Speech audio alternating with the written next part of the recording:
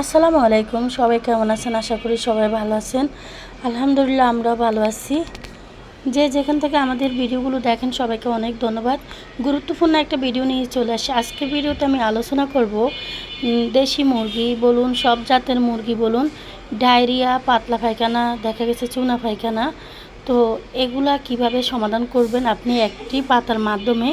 এবং অনেক সময় দেখা যায় যে আমরা মুরগি পালন করলে কিছুদিন পরে মুরগির কিন্তু চুনা চুনা পায়খানা, তারপর পাতলা পায়খানা, তারপর দেখা যাচ্ছে মুরগির ডায়রিয়া, তখন মুরগি দুর্বল হয়ে যায়। মুরগি কয়েকদিন এভাবে ঝিমিয়ে থাকে, তো ঝিমিয়ে থাকার পর মুরগি অবশেষে মারা যায়।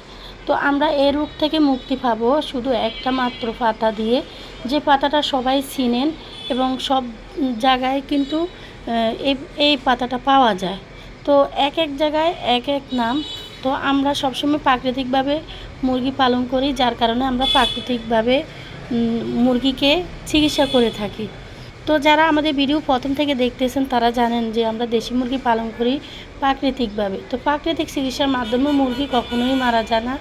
যদি আপনি ভেটেরিনারি দোকান থেকে ওষুধ আনি খাওয়ান তাহলে মুরগির কোনো গ্যারান্টি দেওয়া যায় না, অবশেষে মুরগিগুলো মারা যায়। তো আমরা মুরগিকে সুস্থ রাখার জন্য সবসময় চেষ্টা করব প্রাকৃতিক পাতালতার মাধ্যমে। তো দেখুন, এই একটা পাতা, এটা সবাই বাড়িতে আঙ্গিনায় থাকে এবং অনেকের আছে যে যাদের ঘরের পাশে মাঠের মতো আছে সে জায়গায়ও আছে। এটা আমাদের এখানে বলে থানকুনি পাতা। এই এই পাতাটা মানুষের যেমন উপকারে আসে তেমনি পশু পাখির জন্য। এই পাতাটার রসাটা আপনারা যদি মুরগিকে বা মুরগির বাচ্চাকে আপনারা পানির সাথে ছেঁচে রসা নিয়ে খাওয়ান তাহলে মুরগির পাতলা পায়খানা এবং ডায়রিয়া কমে যাবে। আর আরেকটা করা যায়, আপনারা মুরগিকে কুচি কুচি করে দিবেন, কুচি কুচি করে মুরগিকে খাবারের সাথে দিতে পারেন, নয়তোবা যেখানে আপনারা মুরগি রাখেন সেখানেও বেঁধে দিতে পারেন, ওরা ঠুকরে ঠুকরে খাবে। এই পাতাটার অনেক গুণাগুণ যা আমি বলে শেষ করা যাবে না। তবে এই পাতাটা আপনারা মাসে 2 বার হলেও দেওয়ার চেষ্টা করবেন। এতে আপনার মুরগির পাতলা পায়খানা হবে না, ডায়রিয়া হবে না, চুনা পায়খানা হবে না। এই পাতাটি খুবই একটা গুরুত্বপূর্ণ পাতা।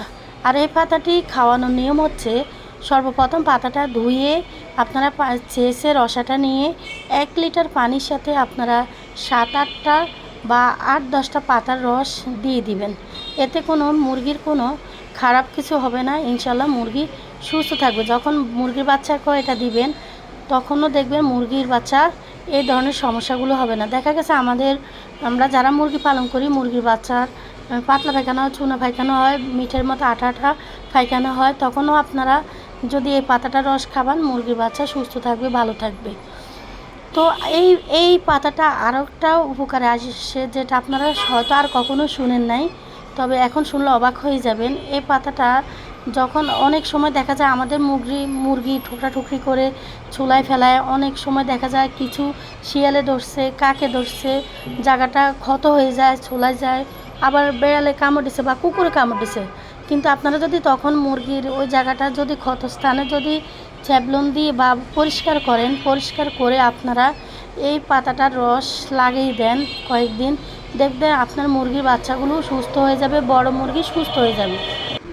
বড় মুরগিকে যেভাবে খাবেন ছোট মুরগির বাচ্চাকেও সেভাবে খাওয়াবেন। এতে আপনার মুরগি 12 মাস সুস্থ থাকবে, ভালো থাকবে। মুরগির পাতলা পায়খানা, ডায়রিয়া এগুলো হবে না। যদি আপনাদের মুরগি এই রোগে আক্রান্ত হয়ে বেশি হয়ে যায় তখন কিন্তু খাওয়ালে কাজ হবে না। যদি সুস্থ অবস্থায় আপনারা এই মুরগিকে এই পাতার রসটা খাওয়াইয়ে থাকেন মাসে 1 বা 2 বার করেও, তাতেও কোনো সমস্যা হবে না। এতে মুরগির পাতলা পায়খানা হবে না, ডায়রিয়া হবে না।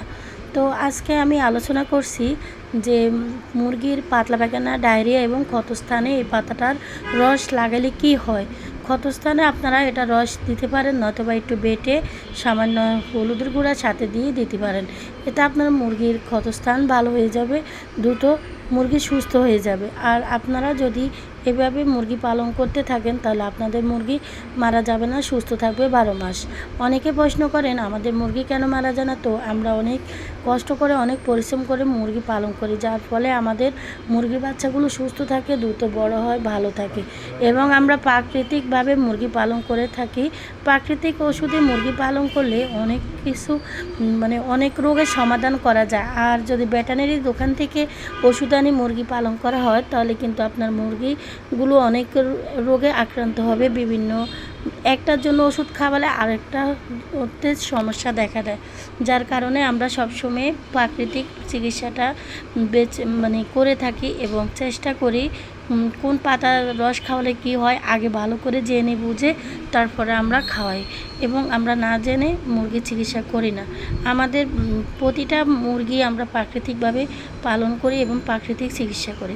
তো আশা করি আজকের ভিডিওটা আমি বুঝিয়ে বলতে পারছি। আর যদি আমার বলার মধ্যে কোনো ধরন আলাদা হয়ে থাকে তার জন্য ক্ষমা দৃষ্টিতে দেখবেন। তো আজকের ভিডিওটা এটুকু। সবাই ভালো থাকেন। আসসালামু আলাইকুম।